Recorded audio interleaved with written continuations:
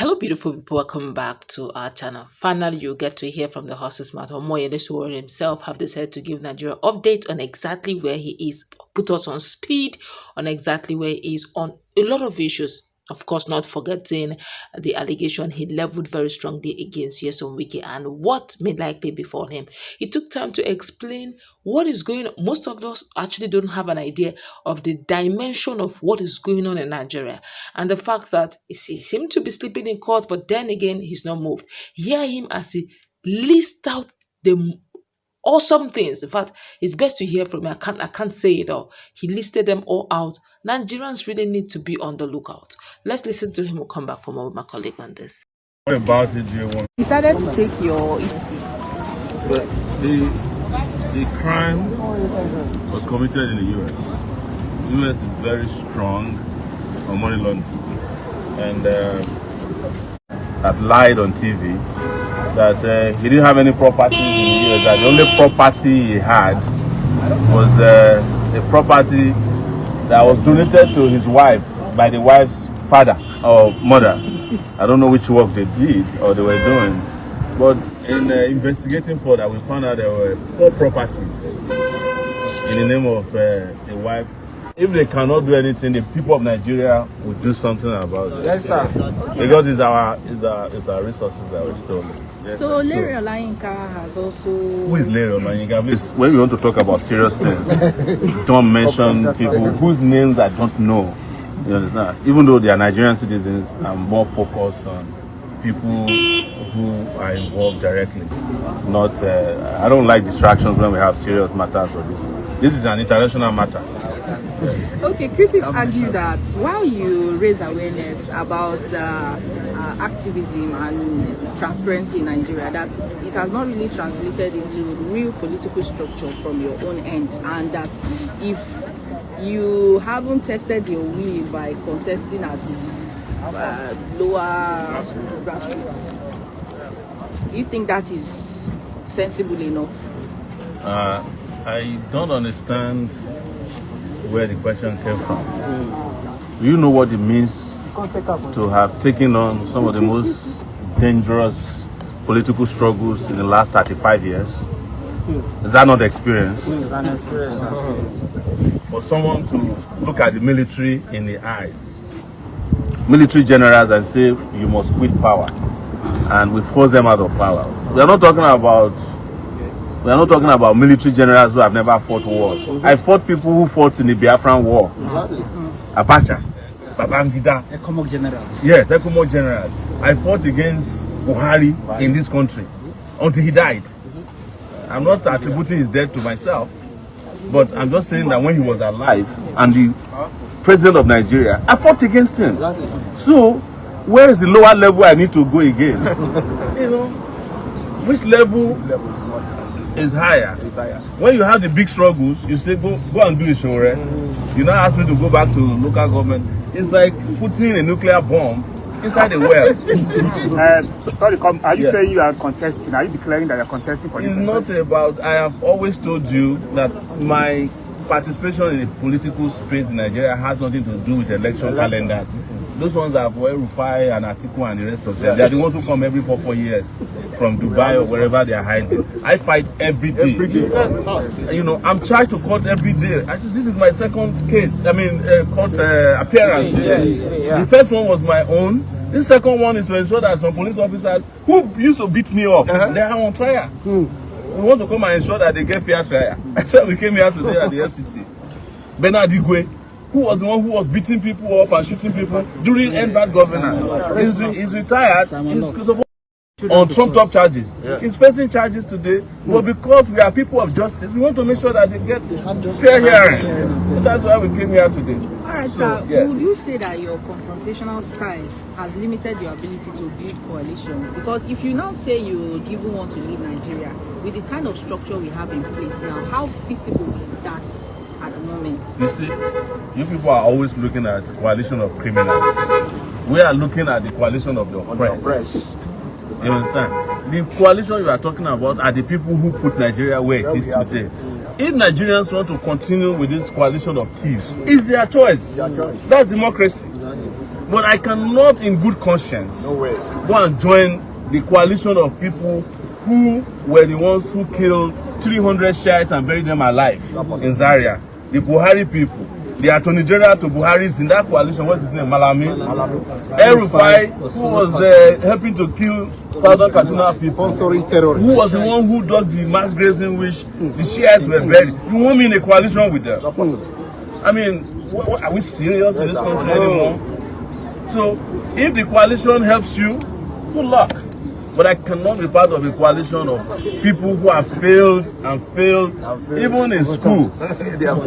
We do not, even as bad as the education system is, we do not promote people who fail. Okay, sir. Yes. Here are one of the questions we got from our comment section, that you've often criticized those in power. But if given real power, what are the top 3 concrete reforms you would immediately implement? You know, people ask me all these questions all the time. I answer them. They pretend that they have not heard. That's what they do. They keep telling me. I have spoken about all the reforms that will take place from day one. I even have an acronym known as Spicer HIT. That will focus on security, power, infrastructure, fight against corruption, and economic revival, restructuring of the country, healthcare. We are going to do something about education, agriculture, technology, and technology. Spicer HIT. And we'll do all of that at once. But just so that they know again, my number 1 priority will be the power sector. Because there can never be an industrial revolution in this country. We can't end poverty without turning on electricity. And we know the people who turn them off. They are in your coalition. APC in Rivers State have called that federal government should come hard on you. What is your response to that? The APC in Rivers State that you're mentioning is engaging in terrorism because they were accused of terrorism by a Canadian court. Yes, it is a terrorist organization. The person who issued that statement, let him go to Canada. He will be arrested and tried for terrorism. But even domestically, this so-called APC you mentioned, they are conducting what they call contempt of court. The court, I have a court judgment that says they are not the APC in Rivers State. But it's not my job to determine who is the APC in Rivers State or even at the national level. So, but let them go to Canada. Yes. Sir, Senator Natasha has resumed, but unofficially. With the drama that played out between her and Akpabio and what we have at the moment, what does this reinforce, especially now that we know women in politics are not even actively participating based on the perceived suppression in the system? You know, this question was asked of me by you when it started, and I predicted that it would drag on until they do their wish, which is 6 months, except all of us join hands together and fight the system. Natasha is my friend, but Natasha was one of the persons who said we don't need a revolution in 2019. You get my point. But till tomorrow, I support her, and I've given her all the best support that I can. But the struggle that I fight are struggles that are at the top, the ones that can bring about revolutionary change, not the ones that can bring about reform. That is why anybody that asks me to join the Senate, you point Natasha to them. You know, but I'm not on that level.